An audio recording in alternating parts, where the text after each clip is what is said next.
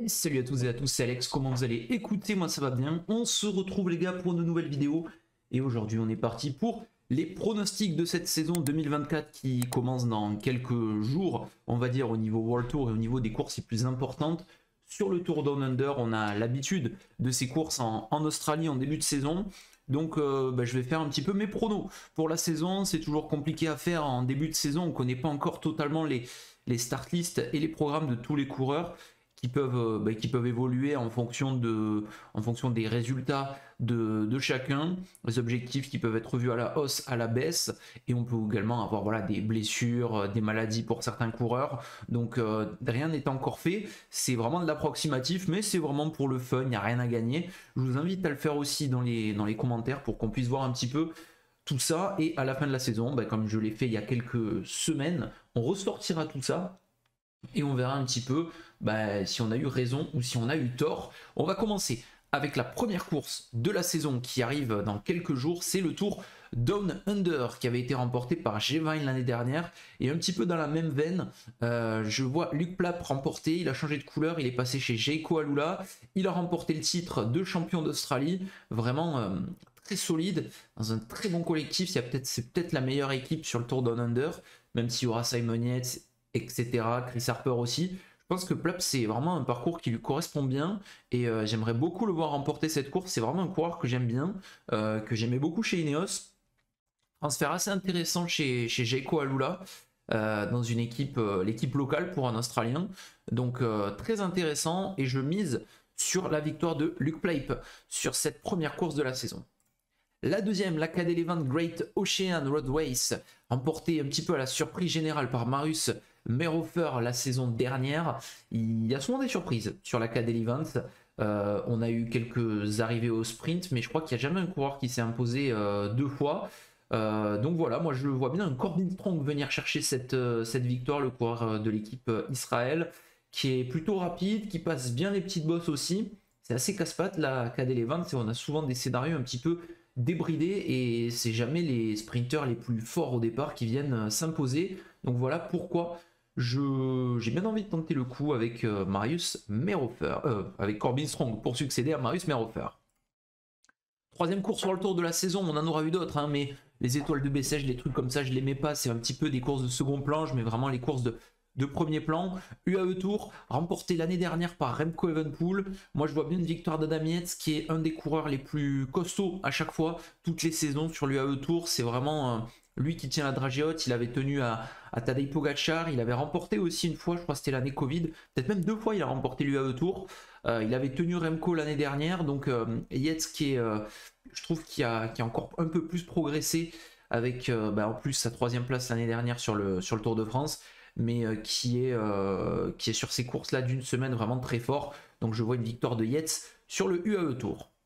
Laulum Petnieuchblad, je vois une petite surprise, mais il avait été très bon l'année dernière, c'est Arnaud Delis qui avait été très très bon sur Laulum.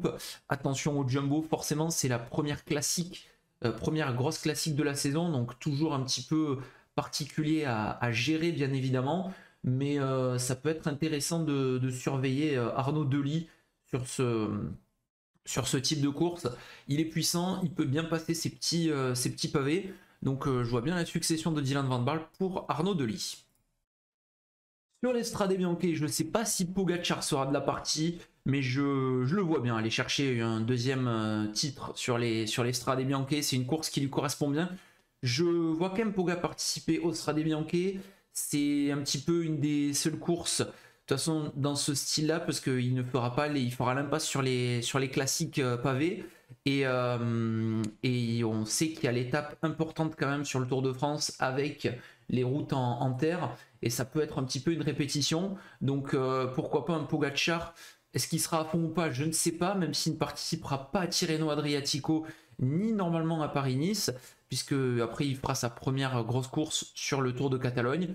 Donc je le vois quand même à fond sur ces Strade Bianche pour venir succéder à Tom Pidcock qui nous avait fait un sacré spectacle l'année dernière. Sur Paris-Nice, Remco qui est un petit peu le champ libre pour succéder à Tadej Pogacar, lui qui se lance un petit peu sur ses courses françaises puisqu'il aura l'objectif de remporter le Tour de France, même si ça va être très très dur. Je vois bien Remco remporter Paris-Nice. Sur Tirreno, la voie semble dégager aussi pour Jonas Vingegaard, qui pour moi devrait remporter, même si l'année dernière on l'a vu qu'il était un petit peu en dessous en début de saison. Il était en dessous par rapport à Tadej Pogacar, même à David Gaudu sur Paris-Nice. Mais je pense que là, il devrait quand même être au-dessus sur Tirreno pour venir remporter cette course à étapes. Milan-San Remo, je vois Caleb Ewan qui tourne autour depuis, ça fait quelques saisons vraiment que Ewan tourne autour de la victoire. On l'a vu faire plusieurs fois podium, souvent très agile dans le podio. Le problème, ça dépendra s'il y a des grosses attaques, il ne pourra peut-être pas les suivre, mais il est quand même très solide, très puissant. Et en tout cas, pour le moment, il n'y a eu que quelques petites courses, mais il a été plutôt solide en début de saison. Je pense qu'un retour comme ça dans une équipe australienne, ça lui fait du bien à Caleb. Et c'est peut-être un retour au premier plan du sprinter australien. Et je le vois bien remporter ce Milan-San Remo. Le Tour de Catalogne, je vois Tadej Pogacar qui, pour moi, aura la voie plutôt libre. Sur ce Tour de Catalogne, il sera vraiment en mode préparation à fond pour le Giro. Et je le vois remporter ce Tour de Catalogne. Assez facilement, peut-être pas, mais voilà, il devrait se rassurer. Pour sa préparation au Giro, c'est un programme un peu différent pour lui par rapport à Vingegaard, forcément, qui n'ont pas les mêmes objectifs sur cette saison, mais voilà, Tadej Pogacar, pourquoi pas. Ensuite, les classiques, Jasper Philipsen qui devrait pour moi pouvoir se succéder à lui-même sur la classique Bruges de Panne. On va passer rapidement. Le E3, Wout van Aert qui avait été monstrueux l'année dernière. Je le vois encore le plus fort cette année, c'est une classique quand même qui lui correspond bien. Ça fait 3 saisons qu'il est très solide sur ce E3. Donc Wout van Aert pour moi sur le E3 encore une fois. La victoire sur Gant-Wevelgem qui avait été pour Christophe Laporte l'année dernière, mais offerte par Wout van Aert. Eh ben, j'avais mis Arnaud Delis, je crois, l'année dernière, déjà dans mon prono. Je retente le coup. C'est une classique qui est certes pavée, mais qui est plus quand même taillée pour des sprinters. Donc Arnaud Delis, je le vois bien venir chercher un petit quelque chose sur cette classique Gant-Wevelgem. Le Dwars-Door-Vlaanderen à travers la Flandre. Laporte s'était imposé l'année dernière, il avait fait un énorme spectacle dans le final, le français. Et je vois Mats Pedersen cette année, qui, vous allez le voir par derrière, ce que j'attends de lui quand même, Pedersen, qui est un des meilleurs coureurs de toute façon depuis quelques saisons. Mais voilà, pourquoi pas une victoire de Pedersen sur le tour, sur le à travers la Flandre.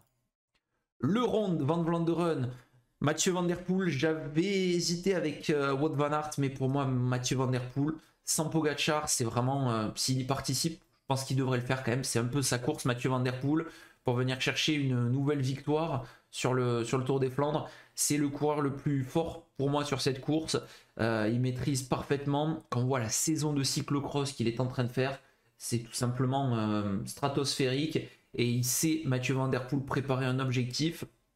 Il gagne, bon, il en gagne des courses, il en gagne beaucoup, mais quand il gagne des courses à chaque fois c'est des belles, et il sait vraiment très très bien positionner ses objectifs. Donc je vois Mathieu Van Der Poel pour une 3e victoire sur le Ronde et une année supplémentaire sur la boîte finale. Le Tour du Pays Basque, Jonas Vingegaard s'était imposé l'année dernière. Pour moi, il devrait être encore une fois le grand favori pour cette course au Pays Basque. Mats Pedersen sur Paris-Roubaix, voilà pourquoi c'est ça que j'attends de lui. Mats Pedersen qui a été très fort l'année dernière, il était bon sur Paris-Roubaix. C'est un coureur qui quand même arrive à maturité. Pour moi, il est toujours très bien placé. Bon sens de la course aussi, Mats Pedersen. Donc j'aimerais beaucoup, c'est peut-être moins réaliste, mais en tout cas c'est un choix du cœur, et j'aimerais beaucoup voir Mats Pedersen remporter Paris-Roubaix et son premier monument. L'Amstel Gold Race, on avait eu la razzia Pogacar sur les classiques l'année dernière. Il sera absent cette année forcément avec son objectif du Giro. J'aimerais beaucoup une victoire de Valentin Madois sur l'Amstel. Ça peut bien lui correspondre à Valentin avec son maillot de champion de France. Il avait remporté la Bretagne Classique l'année dernière, qu'il a peut-être un peu débloqué sur ses courses comme ça. Donc ça serait vraiment beau qu'il remporte l'Amstel. On a encore le souvenir de 2 Français qui ont échoué à rien du tout. Benoît Cosnefroy il y a 2 ans, et un peu plus loin que ça, Julien Alaphilippe il y a 5 ans, quand Mathieu Van Der Poel était revenu à fond dans le final. La Flèche Wallonne, 2e l'année dernière. Ça devrait être très très ouvert cette année, mais un peu par défaut, j'ai choisi Skelmoseux. J'ai pas envie de mettre à la Philippe pour pas lui porter la poisse, mais j'aimerais beaucoup que ça soit Julien qui vienne chercher une nouvelle flèche wallonne. Liège-Bastogne-Liège, j'ai hésité à remettre Remco pour un troisième Liège-Bastogne-Liège consécutif, mais j'aimerais beaucoup que Pidcock vienne s'imposer sur cette course. Lui aussi est quand même costaud, il était bien l'année dernière sur Liège, donc pourquoi pas venir chercher un succès, et lui aussi ça serait son premier monument. J'ai envie quand même que 3 coureurs aillent chercher leur premier monument sur cette saison. Le Tour de Romandie, Richard Carapaz. Alors ça par contre on n'a pas encore forcément une énorme start list. On aurait je crois du Lenny Martinez, peut-être du Simon Yates, Henrik Mas, des coureurs dans ce genre-là. Mais je vois bien Richard Carapaz, ça peut bien lui convenir de remporter ce Tour de Romandie. Le Giro, bah, qui d'autre? Franchement, actuellement je vois pas. Hein. On aurait eu Vingegaard, on aurait pu hésiter. Mais là, Pogacar, pour moi, devrait être facile sur le Giro. S'il lui arrive rien, on l'espère. Mais lui aussi, mine de rien, il arrive à maturité. C'est pas qu'il était immature, mais il était quand même très jeune, puisqu'il avait encore le maillot blanc jusque l'année dernière. Mais là, c'est encore qui sait, à mon avis, bien préparer ses objectifs. Et le Giro, ça devrait pas être une formalité, mais je pense pas qu'on ait une énorme adversité sur ce Tour d'Italie. J'espère me tromper, parce que ça voudrait dire qu'on ait un petit peu de spectacle. Sur le Dauphiné, mais encore une fois, Vingegaard hein, qui se succède à lui-même. C'était le plus fort l'année dernière, ça devrait être le plus fort encore cette année. Je vois pas qui c'est qui pourra en tout cas rivaliser avec lui. Sur le Tour de Suisse, alors j'aimerais beaucoup que Primoz Roglic y participe, mais il n'a pas l'air d'être annoncé dessus pour aller chercher la dernière course à étape qui lui manque d'une semaine. Mais on avait eu Skelmoseux l'année dernière, je vois bien un petit Joao Almeida remporter sa course d'une semaine. C'est typiquement une course qui peut bien lui convenir à Joao Almeida. Le Tour de France, Vingegaard pour un troisième consécutif, même si Pogacar est en très bonne forme. Je pense qu'en sortant du Giro, ça va quand même être très très compliqué de rivaliser avec un Jonas Vingegaard qui se sera vraiment préparé pour cet objectif, qui sera beaucoup plus frais aussi. On aura certes un énorme collectif côté UAE, mais clairement pour moi, Pogacar avec la fatigue ne pourra pas rivaliser avec Jonas Vingegaard, même si j'aimerais beaucoup un énorme spectacle et que ça se joue sur l'ultime contre-la-montre. Je pense que ça risque d'être un troisième tour consécutif pour Jonas. Les JO maintenant, un parcours intéressant, et je vois Mathieu Van Der Poel venir chercher le titre. Pour moi, c'est vraiment quelque chose qui lui correspond bien, le parcours lui correspond bien. Je pense qu'il devrait y être, Mathieu, vraiment. Et ça serait beau qu'il succède à Carapaz, Mathieu Van Der Poel, pour ce titre olympique. Le titre olympique du contre-la-montre maintenant, je vois bien Joshua Tarling, le coureur britannique, venir chercher la médaille d'or. Roglic s'était imposé en 2021 du coup à Tokyo.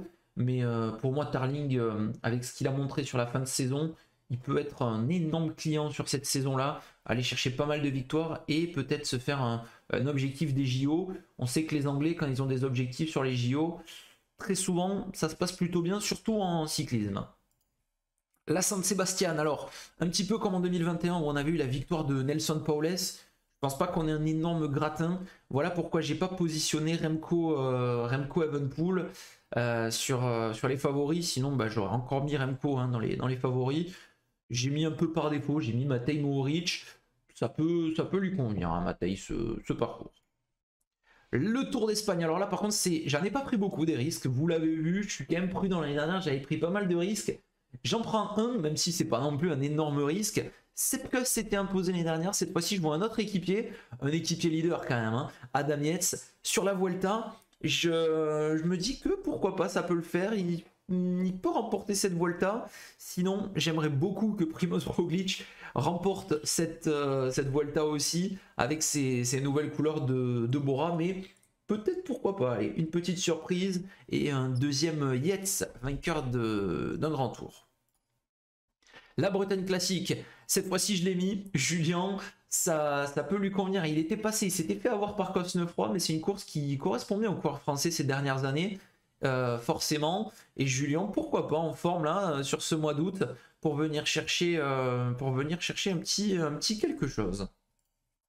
Le Renault e-Tour, bref, c'est un peu la solution de facilité, mais encore une fois, Tim Wellens qui est le coureur qui adore cette course, pavé, vallonné, ça correspond vraiment à ses capacités. Donc j'ai remis à nouveau un Tim Wellens vainqueur du Renault e-Tour. Le Grand Prix de Québec, Arnaud Delis avait montré toute sa force l'année dernière, le taureau belge. Ben, cette fois-ci, un petit Christophe Laporte, un coureur français, ça fait jamais de mal, et ça serait beau de le voir s'imposer, Christophe. Et un autre coureur français, là je suis en feu avec les coureurs français, là il y a pas mal de Français que j'aimerais bien voir s'imposer. C'est un peu plus risqué aussi, mais pourquoi pas un Valentin Madouas sur le Grand Prix de Montréal pour succéder à Adam Yates. C'était Sivakov d'ailleurs qui a pris la 2e place l'année dernière. Les championnats du monde, un coureur qui succède à lui-même encore une fois, Remco Evenepoel. Pour moi, ça sera son objectif de fin de saison et je le vois bien pour se succéder à lui-même et venir chercher un nouveau titre mondial. Et là, par contre, j'aimerais beaucoup que ça soit Tadej qui succède à Mathieu Van Der Poel pour le maillot arc-en-ciel. Franchement, on a eu un Mathieu Van Der Poel avec le maillot arc-en-ciel, c'était déjà très stylé. Mais alors, voir Tadej Pogacar avec un maillot arc-en-ciel, on aurait quand même... Vous vous rendez compte sur les dernières saisons, là, si on compte les maillots de champion du monde, si on a Pogacar, Van Der Poel, on a eu Remco, on a eu Julien 2 fois, on a quand même de sacrés champions du monde, ça fait plaisir. C'est pas des inconnus, c'est pas des surprises. Et j'aimerais beaucoup que Tadej remporte le championnat du monde. Et forcément, ça c'est, il n'y a même pas besoin de pronostiquer. Hein. S'il est au départ, il s'impose Tadej Pogacar sur le Lombardia. C'est sa course préférée. Je me rappelle, j'avais mis Henrik Mas l'année dernière parce qu'il avait fait un bon Lombardia, mais c'était plutôt pour me dire allez, je tente un petit truc. Mais clairement, c'est lui le plus fort. C'est Tadej le plus fort sur cette course qui lui correspond à merveille. Et voilà, on en a terminé pour ces pronostics. Dites-moi ce que vous en pensez, si vous êtes plutôt d'accord ou pas avec ce que je viens de vous montrer. Ça me semble plutôt cohérent. Il y a quelques petits fun forcément avec quelques victoires françaises parce que bon, il faut quand même être un petit peu chauvin quand on fait ça. Mais sinon, ça me semble être plutôt réaliste. Après, comme je vous le dis, on est en début de saison, on n'a pas toutes les start lists encore disponibles, on n'a pas les états de forme des coureurs, on n'a pas tous les programmes non plus des coureurs, et on n'a pas tous les aléas de course, ou tout simplement tous les aléas qui peuvent se produire dans la saison, maladies, chutes, blessures, etc., etc. Et on peut aussi avoir des surprises, et forcément les surprises, ben, ça fait toujours plaisir. Voilà les gars, j'espère que ça vous a plu. On se retrouve très rapidement pour de nouvelles vidéos parce que la saison reprend et recommence et ça c'est forcément un grand plaisir. Je vous dis à la prochaine les gars, portez-vous bien, ciao tout le monde, bye bye.